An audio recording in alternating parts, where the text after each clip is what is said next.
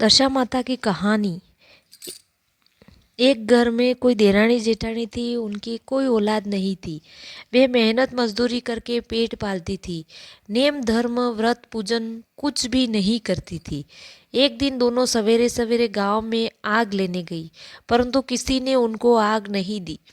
उस दिन गांव भर में दशा माता का पूजन था। दोनों खाली हाथ घर आकर एक दूसरे से कहने लगी कि आज तो गांव भर में दशा माता का पूजन है, कोई आग देती ही नहीं, क्या किया जावे। आखिर जेठानी बोली कि कुछ हानि नहीं, आज अपने लोगों का भी व्रत सही है। शाम को जब आग मिलेगी तब रसोई बना करके भोजन कर लेगी। संध्या के समय जब जेठानी अपनी एक पड़ोसन के घर आग लेने गई, पड़ोसन ने उसे स्वागत पूर्वक बिठाया। जेठानी ने पूछा कि दशा रानी का पूजन करने से क्या होता है। उसने जवाब दिया कि जिस बात की इच्छा करके व्रत किए जाए वह इच्छा पूर्ण होती है। जब जेठानी बोली कि बहन, अब की बार जब दशा माता के दिन आवे तब मैं भी व्रत लूंगी और पूजन करूंगी। जेठानी आग लेकर पड़ोसन के घर से बाहर निकली ही थी कि गाय चरकर आती हुई दिखाई दी। ग्वाला पीछे आ रहा था। उसके कंधे पर एक बछड़ा था और गाय उसको चाटती हुई उसके पीछे पीछे आ रही थी। पड़ोसन ने पूछा, भैया तुम्हारी गाय पहली ही ब्याई है या दोला तेहला है। उसने कहा कि पहली ब्याई है। पुनः स्त्री ने पूछा कि बछड़ा ब्याई है या बचिया। ग्वाला ने जवाब दिया कि बछड़ा। तब जेठानी से कहा कि लो, अब घर जाकर दशा रानी का व्रत ले लो। 9 दिन तक कथा कहानियां सुनना, 10वें दिन के भीतर ही तुम्हारी मनोकामना पूर्ण हो जाएगी। तब उसने अपने घर जाकर देवरानी को भी यह बात बताई। निदान दोनों दशा रानी के व्रत के लिए और दशा रानी का ध्यान स्मरण करके यह मनोती मांगी कि यदि हमारे संतान पैदा होगी तो हम सुहागनियों न्योत कर सब कुछ कर देंगे। दशा माता की पूजा होने से पहले ही देवरानी जेठानी दोनों ही गर्भवती हो गई। 9 महीने 9 दिन के बाद ही दोनों गर्भ हुए। 2 सुंदर बालक जन्मे। बालकों ने जन्म संस्कार के बाद ही देवरानी ने कहा, लड़के होने पर जो सुहागनियों न्योतेंगे की मन्नत की थी उनको न्योत देना चाहिए। जेठानी ने कहा, अभी ऐसी क्या जल्दी पड़ी है। जब लड़कों की पसनी हुई तब भी देवरानी ने दूरया की याद दिलाई, परंतु जेठानी ने फिर से टाल दी और कहा कि जब लड़के बड़े होंगे उनकी सगाई होगी, उसी दिन सुहागनी नोत देंगे। लड़के बड़े हो गए, उनका सगाई संबंध उनका अभी पक्का हो गया, फिर भी जेठानी ने सुहागनियां नहीं नोती।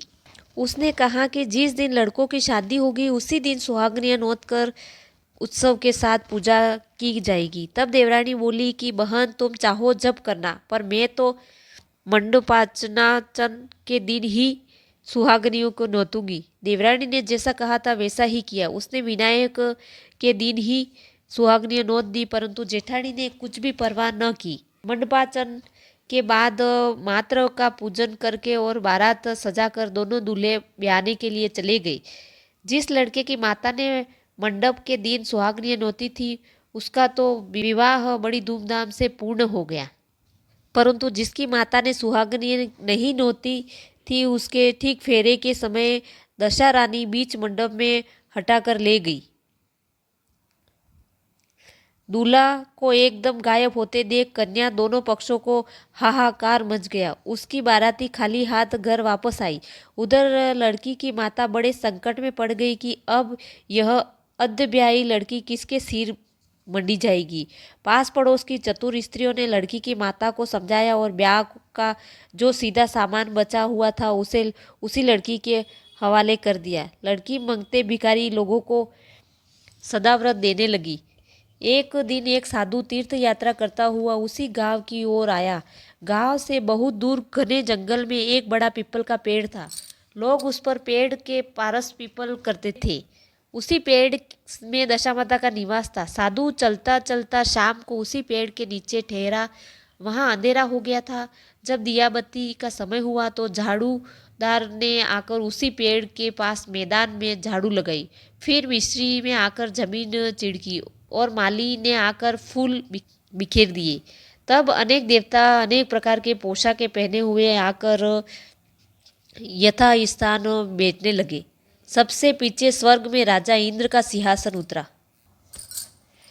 उसी के साथ अनेक अप्सराएं साज सम्मान समेत वहां आई और इंद्र के सिंहासन के सामने नाचने लगी।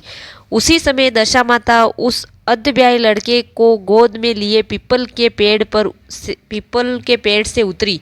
इंद्र के साथ साथ स्वर्ग में एक सुरा गऊ भी आई थी। उसने 2 कटोरे दूध लिया। लड़के को आधा ब्याह के भाग कर 1 कटोरा दूध अलग रख दिया। 1 कटोरा दूध पी लिया। जब तक नाच तमाशा होता रहा, दशामाता लड़के को गोद में लिए बैठी रही। सवेरा होते होते देवताओं का दरबार भंग हुआ। साधु भी वहां से चलकर गांव में चला गया। वही साधु गांव में भिक्षा मांगता मांगता उसी अधब्याई लड़की के घर आया। लड़की ने उसके लिए भोजन बनाकर तैयार किया। बाबा जी भोजन करने बैठे तब लड़की ने तीले परोसकर एक को अधब्याए वर के नाम से अलग सरका दिया। 1 पत्तल बाबा जी के सामने परोसी और 1 पत्तल उसने अपने सामने रखी। बाबा जी ने अपने आप कहा, वाह, जो बात वहां देखने में आई थी वही बात यहाँ भी देखने में आ रही है। लड़की ने पूछा, क्या हुआ बाबा जी? बाबा ने बात टालते हुए कहा, हम बैरागी लोग ऐसी अनेक बातें ही कहाँ करते हैं। तुमको इन बातों से क्या प्रयोजन है? तुम तो भोजन करो और भगवान का भजन करो। लड़की हट कर उसने पूछा कि जब तक आप इसका भेद नहीं बताओगे मैं भोजन नहीं करूँगी। फिर भी बाबा चुप रहे। तब लड़की बोली कि आप साधु हैं, मैं सती हूँ। आप या तो अपनी बात का भेद बताइए जो आपने कहा है, या मेरा श्राप लीजिए। तब बाबा ने रात का सारा हाल उसे बता दिया। अंत में उसने बाबा के साथ उस पीपल के पास जाना निश्चय किया। बाबा आगे आगे चले, लड़की उसके पीछे पीछे चली। बाबा लड़की को पारस पीपल के पास छोड़कर चले गए। जब संध्या हुई तब नित्य की तरह झाड़ूदार ने झाड़ू लगाई, भिश्री ने जमीन चिड़की, माली ने फूल बिछाए। राजा इंद्र आए और परियों के साथ नाच गाना होने लगा। उसी समय दशामाता पीपल से उतरकर दरबार में बैठी। लड़के ने सुरा गाय से दूध लिया और उसने अंधब्याई लड़की का 1 कटोरा अलग से रखकर जो ही अपना कटोरा मुंह में लगाया त्यों ही लड़की कटोरे हाथ में लेकर वर के सामने आ गई। वह बोली कि भाग लेने के लिए मैं उपस्थित हूँ, जो आज्ञा दी जावे सो सेवा भी करूँगी। तब वह बोला कि मैं इस तरह तुमको नहीं मिल सकता। मैं दशा माता की सेवा में रहता हूँ। अभी मुझे दरबार में जाकर उन्हीं की गोद में बैठना होगा। यदि तुम मुझको चाहती हो तो दशा माता को प्रसन्न करके उनमें मुझे मांग लो। मैं तुम्हारा हो सकता हूँ। लड़का दशा माता की गोद में जा बैठा। लड़की अप्सराओं के साथ नाचने लगी। जब सवेरा हुआ तब दशा माता ने कहा कि यह नई नाचने वाली लड़की बहुत नाची है। उसे बुलाकर उन्होंने कहा कि मैं तुमसे बहुत प्रसन्न हूँ, मांग ले जो कुछ मांगना हो। लड़की ने दशा माता से वचन ले लिया कि जो मांगूंगी सो पाऊँ। तब उसने दौड़कर अपने पति को पकड़ लिया और कहा कि मुझे यही चाहिए। दशा माता ने कहा, तूने मांगा तो बहुत, परंतु मैं वचन दे चुकी हूँ, इस कारण तेरा वर दे देती हूँ। राजा इंद्र ने दशा माता से पूछा कि भगवती यह सब क्या भेद है, जरा मुझे भी बताइए। तब दशा माता बोली, यह लड़का मेरे ही वरदान से पैदा हुआ था। उसकी माता ने मनोत मांगी थी कि जब लड़का पैदा होगा तब सुहागनियों को न्योता दूंगी, परंतु आज तक अपना वचन पूरा नहीं किया है। इसी कारण मैं अपने दिए हुए बालक को विवाह मंडप से हर लाई थी। वह इसकी अधब्याई स्त्री है, परंतु पतिव्रता है कि इसी कारण यह देव समाज में पहुंचकर मुझसे अपना पति छीन लिए जाती है। दशा माता ने ऐसे वचन सुनकर इंद्र समेत सब देवताओं को वर कन्या के ऊपर फूल बरसाए। तब तक साधु बाबा भी वहां आ गए। साधु बाबा, उसके पीछे दूल्हा और उसके पीछे लड़की, इस प्रकार तीनों गांव की ओर चले गए। जब वे लोग गांव के समीप पहुंचे तब लोगों ने लड़की के पिता को खबर दी कि तुम्हारी लड़की अपने दूल्हे के साथ वापस आ रही है। जिस दिन से लड़की चली गई थी, प्रथम तो उसी घड़ी लोकापवाद के मारे घर से बाहर नहीं निकल रहे थे, और जो जो और भी नई बातें सुनने में आई तो उसे किवाड़ बंद कर लिए थे। उसने समझा कि लड़की बाबा के साथ साथ आ रही होगी। उसी समय उसी संबंध से लोग मेरा उपहास करते रहे। किंतु जब गांव में गणमान्य और प्रतिष्ठित लोगों ने भी उसे वही बात कही, तब लजाता शर्माता घर से बाहर आया, और जब उसे दरवाजे पर सचमुच लड़की के साथ दामाद को खड़ा देखा, तब तो उसकी प्रशंसा का पार न रहा। उसने खुशियाँ इसी से बहुत दान पुण्य किया, बधाई बटवाई और फिर से विवाह की तैयारी की। परंतु लड़की ने अपनी माता से कहा कि पहले वर के घर से सुहागनियों को न्योत कर बारात यहाँ आनी चाहिए। अतः लड़की के बाप ने लड़के के घर खबर भेजी।